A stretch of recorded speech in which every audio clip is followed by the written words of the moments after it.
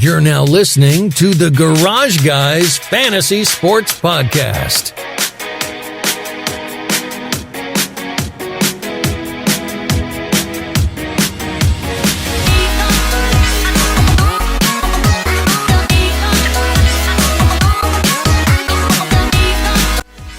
Welcome to the Garage Guys Fantasy Sports Podcast, presented by Drip Drop.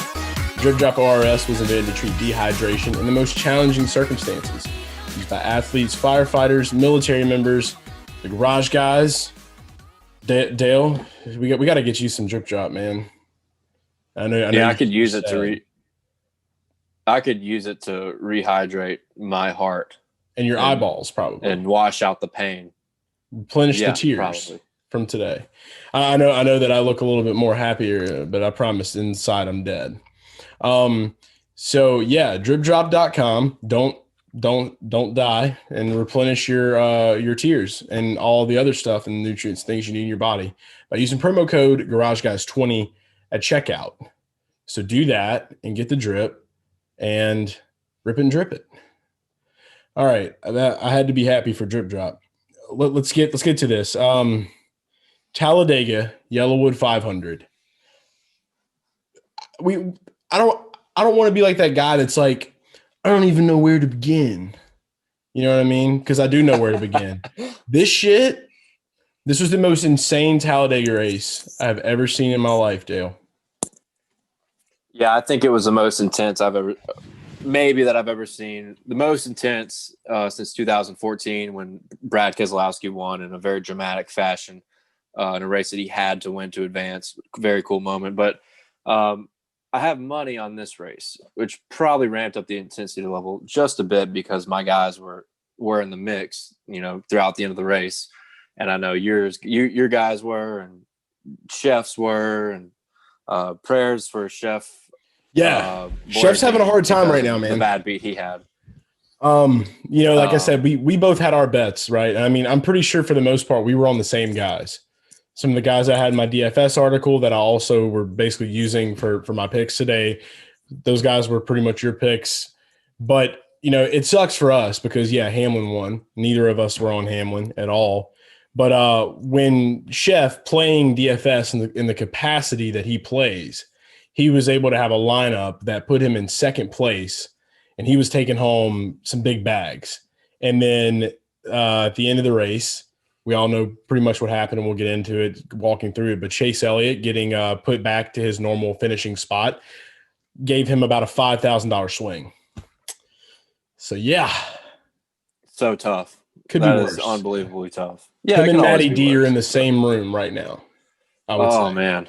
That is gut-wrenching right there. We need to start. That's where we need to start. Let's just start at the end of the race. Denny Hamlin wins after playing chess the entire time, sitting in the back, just biding his time, and then goes underneath the line. No, I don't even want to start at the way that the finish was amazing. I mean, it was wild. It kind of sucks that it's overshadowed by the way it's officiated and judged. But no, I mean, Hamlin was out in front early, led a few laps, and when everything would get kind of messy up at the front, he would drop back, and the whole second half of the race, he was a total non-factor, and definitely did. They said it themselves; they did not expect to win that race, and it just fell into their laps.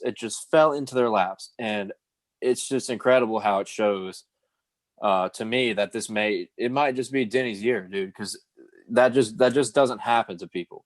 That just does not happen to drivers. Where it just it's very certain particular guys that it just falls into your lap, and it happens to be Denny Hamlin.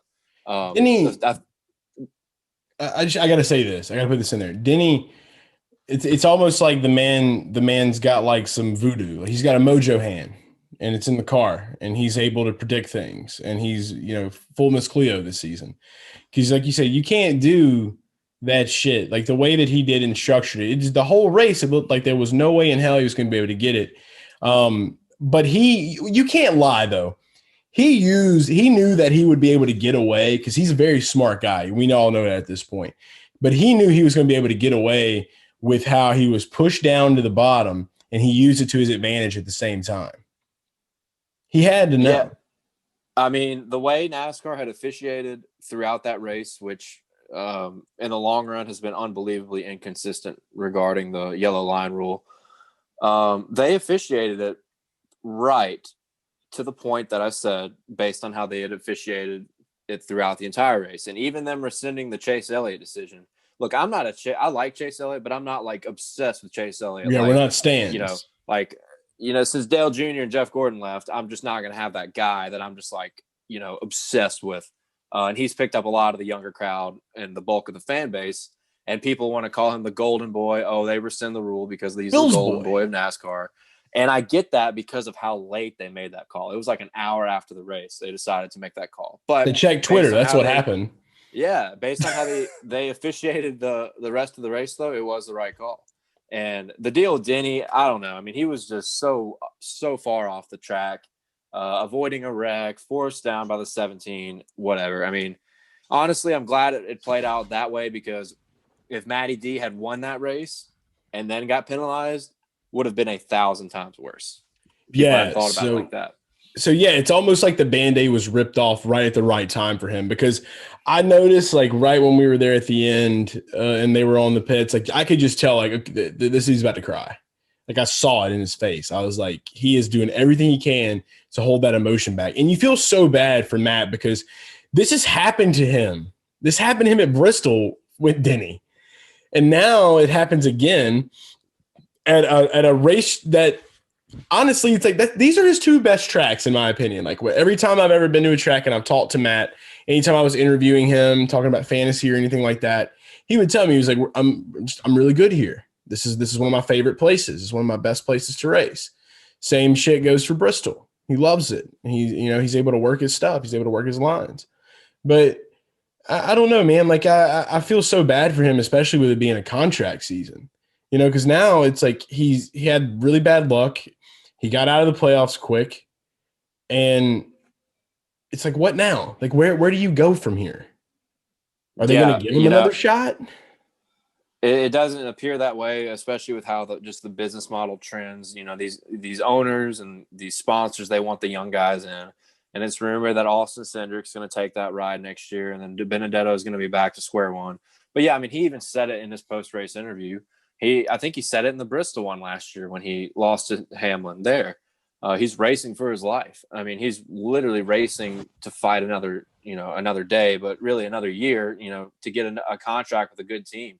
And obviously he'd love to come back with the Wood brothers. I think he's had a great year based on how they performed with Paul Menard for a couple of years. Yeah. Ryan Blaney did very well in that car too, the prior year. So, and with Denny Hamlin, I just wanted to talk about this. It just kind of came to mind how we talked about how it just fell into his lap. He did this at the Daytona 500 too, the race where Ryan Newman had that terrible crash. Fall in his lap. It did though, and it fell in his lap in the 500. He knows what he's doing. He knows what he's doing. He was in third place at the Daytona 500 coming to the Tri-Oval and won that race. He was in sixth place on the white flag lap. He was in 12th place with 2 laps to go. I mean, it's unbelievable how, and I say 2 laps to go, that was probably the second overtime, whatever. They had 3 overtimes because they couldn't stop crashing, but it did fall into his lap. I mean, his crew chief and him were talking about it like, we definitely did not expect to win this race. When you had Elliott and Logano, Keselowski, DiBenedetto, those guys were the class of the field. I mean, they were up front all day. Even guys like Ryan Preece, Reddick, after he wrecked, Ty Dillon, those guys were up front all day. And Denny Hamlin rides around in the back. And even the guys that rode around in the back with him, who were Harvick and Truex, they crash out and Hamlin still wins. I mean, it's you got to be good to be lucky, but you also have to be lucky to be good. And the lucky to be good has defined some races for Denny Hamlin this year. There's no question about it. Yeah, no, he look, this is the way I see Danny. Like I said, he definitely does have some luck, but he's got a lot of skill behind it too. And I feel like he's a sneaky guy. He's very sneaky. He knows his way around. He knows what he needs to do to win. And this year, I feel like it's just, he has got his mentality at a point to where he is just like, there's nothing going to hold me back at this point. He was like, I'm getting that championship. It's mine. I don't give a fuck what I have to do or how I have to do it or what I got to do to make things look a certain way. When he's at a point, and all drivers know that literally, you have to have a really good understanding of the rules to be a NASCAR driver. And there are a decent amount, but I don't think that it's like overboard the amount of rules there are. He knew that when he was going down there, that like literally it's like that's the best way to be able to go in and then come up and then push up, and then that's how you're going to get it. He also knows he has a fast car. He also knows, hey, he started seeing the trend of the race. If I just get my ass to the back and just chill, Clint Boyer tries to do that every race and he still ends up fucking himself at Talladega. So it's just, I think that he's got a lot of smarts. Chris Gabehart is just a damn good crew chief, man. And it's just amazing that like him and Rodney Childers were the two guys that figured out what they needed to do up there in the booths, and then being able to relay that, having two really good drivers, two very sound mind drivers. Like that's what Denny and Kevin have been. But dude, with the super speedways, man, Denny just owns. And he knows what to do. He knows how to play. Like I said, he plays chess while everybody else plays checkers. And I feel like an idiot for keeping him out of my DFS lineups and for possibly not even putting money on him, because at this point, I feel like it's like no matter what we do, we have our hopes and we have our stat sheets and we have all this information. We watch. We're fans. Me and you both, dude. We're big NASCAR guys. So it's like, even aside from the money and shit, we just enjoy watching the sport and we're emotional about the sport. So it's something I feel like we should have just been like, you know what? Denny's on the pole. Who gives a shit? It's 2020. Throw him in there. like he's going to find a way. I feel like just more of the not overthinking is the thing that we need this season, because we've seen it at every other track. When we get to places like this, and it's just, we end up biting our fucking feet off thinking Logano and Austin Dillon's, Also, I will say that we got to talk about some of our picks, man. Austin Dillon, I was really excited to see that you were thinking the same. Yeah, no, I mean, in Austin Dillon, you can look at the stat sheet and see that he performs well at the restrictor plate tracks, but he's in a time where, or I guess a place where he's kind of a win or go home guy for the next two races with his playoff position. And I think about, you talk about overthinking. I mean, I think about a lot of factors, like first of all, like his average finish at Daytona, Talladega, in particular Talladega, and how he does just in the restricted plate racing, where he is in the points and the playoff situation. And then think about manufacturer work. Toyotas only have 4 competitive drivers in the field. Chevys have about 20 that can be competitive. And we've seen in past races at Talladega where the Chevys have grouped up and been really hard to stop because they just have numbers. Yeah. So I felt good about Team Chevy in that regard. And I was thinking Austin Dillon. And obviously Chase Elliott, who is very strong all day. I knew he would be. And I thought he should have won the race. I think NASCAR made a really bad call when they wrecked coming to the white flag on that first overtime. They're just trying to mash the button to rack them back up for entertainment purposes. And then NBC drops the coverage. Right with me. That's insane. But I mean, they have contracts and obligations. So whatever the obligation was to the ads that were playing or whatever the 30-minute promos or whatever the hell infomercials on the West Coast. Infomercials. Yeah, I have NBCSN, so it wasn't an issue for me. But I do feel for the people that it was an issue for. And then I took Logano, and Logano is always strong at Talladega Penske and Daytona. Yeah, and you think about Ford. Ford typically will have the fastest cars at Talladega. They have been so good ever since Dale Jr. retired. Basically, they have dominated. Team Penske has absolutely dominated Talladega with Logano, Blaney, and Keselowski. And Logano has been kind of the missing one who hadn't won there in quite some time. So I really liked Logano, and he went out there and led the most laps, and just late race situation took him out. Almost felt sick knowing that Almirola wrecked from the lead. I mean, it's just a Talladega race, man. It is what it is. But we're back in full swing. We're back to the normal strategy. That's another thing too. You got to mention is that when Drew and I are building DFS lineups, when the first Talladega race went down. We had our strategies in place. We played a lot of stuff. We left a lot of salary on the table. Completely failed us. Pretty decently clean race throughout until right there at the end. And then you start to worry, like, do I need to do this? Okay, I'm gonna trust it again. You trust it a little bit at Daytona when you get back to Daytona. And it was like this complete, like, it was like a hybrid of the strategy where you had to have like I call it a mixture, not a mixture, a mixture. And you literally have to do that. And I put some lineups together like that for the 400. But this one was just completely right back to square one with the strategy, man. Even with the new package, they're gonna, I guess, what is it? Life finds a way. That's what they said on Jurassic Park. Same thing applies here. Wrecks find a way at super speedways. That's a good point. No, and the aero package they've had has produced this product this year at least. I mean,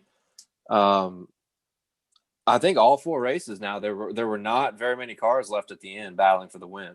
Now, even with the wrecks, that's what sucks about how they officiated everything with the yellow line rule. What sucks about it is that the driving at the end of that race, forget all the wrecks that happened, even the wreck on the last lap that was further back in the field, but the drivers in like the top 8 who battled out for that race, terrific driving at the end. I mean, they almost wrecked 3 or 4 different times coming down the backstretch into turn 3, into turn 4, into the tri-oval. Unbelievable driving. I mean, it was awesome to watch. And really, it was an amazing race. It was intense. It was fun. It had every single element you could imagine in a race. And it sucks that it's kind of overshadowed by NASCAR's judgment. People will agree with it. People disagree with it. Bottom line is they got to get out of a gray area. They have to get out of a gray area with this. When they have in their rule book, it'll be NASCAR's judgment. You may be black flag, which is literally word for word in their book, is you may be black flag for a violation with yellow line. No, we need a will be. That is what we need a will be or a won't be. Right. That's what creates these problems, and it's been like this for 18 years or 17 years. Whenever they implemented that yellow line to prevent wildness. And we're at a point with how this aero package is. It's so wild and crazy. Like the drivers get huge runs that people cannot anticipate and block quick enough. The wildness and the mess is going to happen anyway. So I agree with Dale Jr. What he said post broadcast was, we need to eliminate this yellow line rule at some point, either eliminate it altogether or enforce it and then eliminate it in the last 5 laps. Yeah. And you see what Steve Miller came back with? Problems. You saw what Steve Miller came back with, and we can't get rid of the yellow line. If we do that, there'll be 12 wide coming. It's like, okay, fucking no fun, motherfucker. It already is. That's what I'm talking about. They're talking about it's a mess. Dude, it's already wild as shit, Steve. Yes. It's so wild. I did see that, and it blew my mind that he said that. It blew my fucking mind because I'm sitting there like, this is some of the most wild restrictor plate racing we've ever seen. With this, and they're satisfied with the aero package that produces this kind of content. We don't want wrecks. It's like yeah, but you're going to get them there. The mess is already there. It's going to happen at these tracks. I think. I mean, you need to let the drivers control the race. The wrecks are going to happen regardless. I think it speaks waves because I think that it shows that the executives don't they probably even watch the sport. They probably just sit back. It's like, dude, it's like literally, it's like, were you watching this race today? Have you watched this race in the past 3 years, 4 years? Well, it's disappointing because I think NASCAR has trended in the right direction with a lot of this, a lot of similar deals with their scheduling and less complications of rules, even though they are still complicated. But I feel like they need to be for certain reasons. I feel like they've trended in the right direction in regards to their leadership is a better way to put it. So when you have this problem come up, it's super disappointing to see the ineffectiveness of their inconsistencies from week to week, year to year, Talladega to Talladega, Daytona to Daytona. It's got to change. Bottom line, drivers need to be more responsible for their actions, or need to be more controlling, more in control of how they decide races, and not put into a judge's hands. It reminds me of like a boxing match or an MMA match where 99.9% of the fans and everybody watching the fight can see that one guy wins, but all the time, if the fight goes a distance, they'll give the fight to the other guy, and there's not a single person that watched that fight that could agree. It's similar. People think it's rigged. it's not rigged, but it's just inconsistent judging. And You it's would gotta be change. you would be insane to think that NASCAR was rigged. That's probably one of the only sports that you can I know that I could honestly say this is not rigged. You can't do it. Like how do you rig it? That's what I want to know. It would have to be like a no person event at all times. And then the like military grade CGI. That's the only way. Yeah, I mean, people think that Denny Hamlin winning that race is rigged, and he was the favorite. He was the Vegas favorite on all he cards. played the line. he played he got Vegas, lucky. Man. That's just Vegas, dude. That is just Vegas coming in and saying, this is what happens when you bet. That's all I get out of that. I don't get any rigged. And now NASCAR would not rig a race for somebody especially for like Denny Hamlin. Like, it's not a fan favorite and he wins because he's been winning all the time recently. And people tend to stop liking those guys that win all the time unless they're an Elliott or an Earnhardt. Let's just be real. If racing was rigged, there'd be more fights because it would be fake. And then they would have to do that like for WWE entertainment. Style. Yeah, exactly. It's not fake. If it was rigged for the golden boy Chase Elliott, like a lot of these Twitter guys like to say, they would have waited when he was in the lead on that first overtime when they crashed in the trioval coming to the white flag. They would have let them cross the line and take the white flag and then throw that caution in the race. Chase Elliott. Absolutely. So you just can't make that argument on the rig thing. They're just inconsistent judging is all it is. Exactly. No, and to also think that all 40 plus guys are in cahoots is just it's madness. I think that I don't think any sports are rigged. I think that there are instances in time where some things have happened that probably don't often happen. But other than that, I'm not a sports or rigged guy. I know a lot of people that are, though. Heavy conspiracy theorist guys out there. Yeah, I'm about to say a Vegas conspiracist. Yeah, no, pretty much. I'm really not like that either, except for basketball. Basketball's rigged, but we're not going to talk about that. All the way, dude. 100%. Yeah. Look at us. But no, it's the end of the day. Denny was just, it sucks because Denny's one of those guys right now in the points that he didn't really even need the win.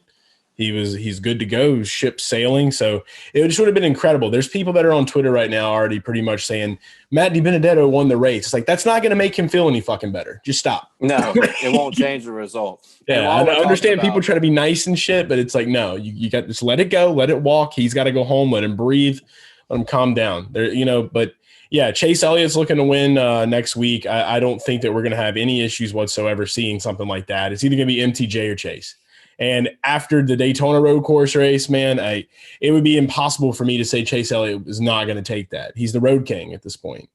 The lead that he got at the Daytona road course this season was insanity. But you also have to think, and Truex was really good in that race and may have won if he hadn't had that. He had a pit road penalty. But yeah, Chase has been the king of the road courses.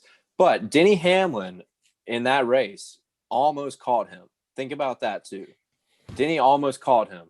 And he's got that mojo hand, bro. I'm already gonna say next week.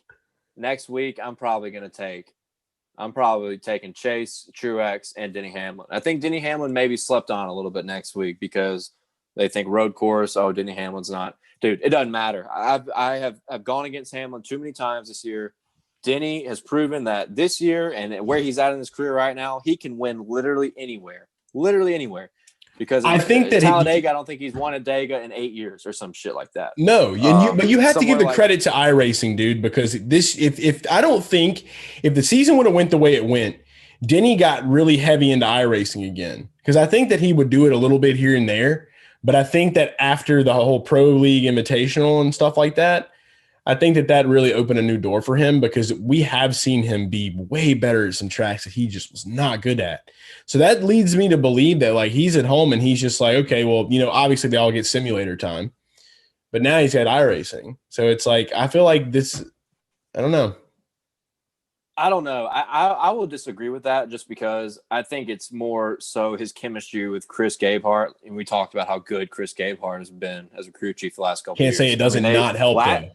You can't say it doesn't not help. Yeah, of course. But everybody's doing the iRacing thing at this point. I mean, I think at one point every single driver was doing, sim racing. Yeah. And Denny's been doing sim racing since he was beginning of time. Yeah. In our 2003. But I think the chemistry with Denny and his team right now, and they really also, I think, really benefited from the no qualifying, no practice.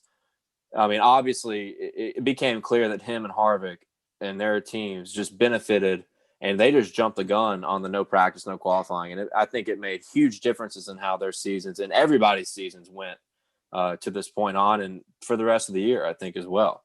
So and I into next season now. Team chemistry, yeah, and to next year, because they announced that unless it's a big race, there's not going to be any qualifying. Single day deals. So 2020 has changed a lot for NASCAR, and I think that I think it's good. I like it.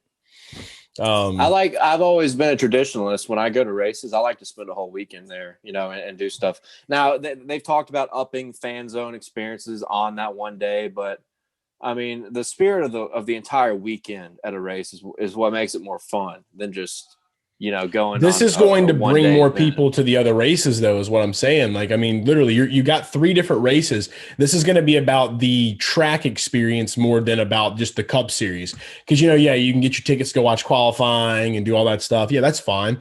But literally, this is opening new doors to make new fans of the Truck Series, the Xfinity Series. The Xfinity Series has been electric this season. I don't think they've had hardly any fans be able to attend Xfinity races. So being able to go in, and I may be wrong on that, I don't know 100%, but I think that this is going to open the doors for, instead of on a Friday and a Saturday, instead of just the people that want to just, fuck with Cup shit, they're going to be like, okay, well, the only thing that's really going on at the track now is this Xfinity race. Let's go watch it. So, I mean, I don't know. I mean, that's not a bad point, but you got to remember there's many weeks out of the season where Cup races standalone race, and Xfinity is off or they're somewhere else. Same with trucks, they're off or they're somewhere else. So there'll be a lot of one day only events where it's just Cup Series on Sunday and nothing preceding that, and that's what I hate. Now, yeah, when you have the Xfinity Series and the Truck Series all on one weekend, it's great. Love that. Always have loved that. But there will be several of those events that are just going to be Cup Series, and nothing built around it except here's the race on Sunday and that's it. They'll find a way. I think this is this is a great way for them to get creative. They're going to get their creative teams together, and hell, maybe we'll find a way to get in their ears. That'd be cool.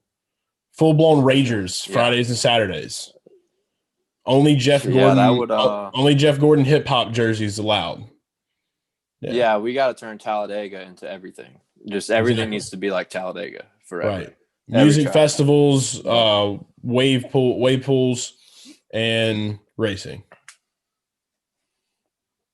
Yeah, that sounds good to me. Strip clubs on campgrounds, on all tracks. Only single wide trailers, holes, I should say. Yeah. Holes in the floor. I want like dirty brothels all the way. Ooh, man. Yeah. Oh yeah. All right, Dale. No, I'm serious. I'm not laughing. Oh shit. Okay. All right, I know who to call. I got a guy I can call. We'll set some things up. All right. Look. All right. Well, after we turn this off, let's talk. All right, we'll do that. Well, look, we're gonna go ahead and do that because I got to call him now. Look, it's been good talking NASCAR. All the Garage Fam, we love you guys. Crazy Sunday for football and for NASCAR. I was literally in limbo all day long, just in the middle of just. I feel like I was in the Twilight Zone. So let's get back on the horse next week for the Roval and for week 5 the NFL. Let's bag tourneys, baby. Sports, party, repeat. It's the Garage Guys. It's the Garage Guys. It's the Garage Guys. It's the Garage Guys. It's the Garage Guys. It's the Garage Guys. It's the Garage Guys. It's the Garage Guys.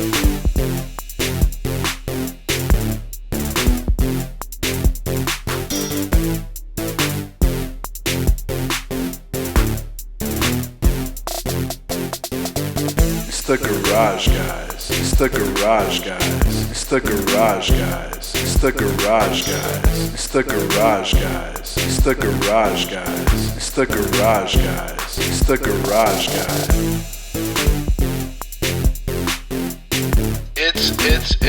It's the Garage Guys.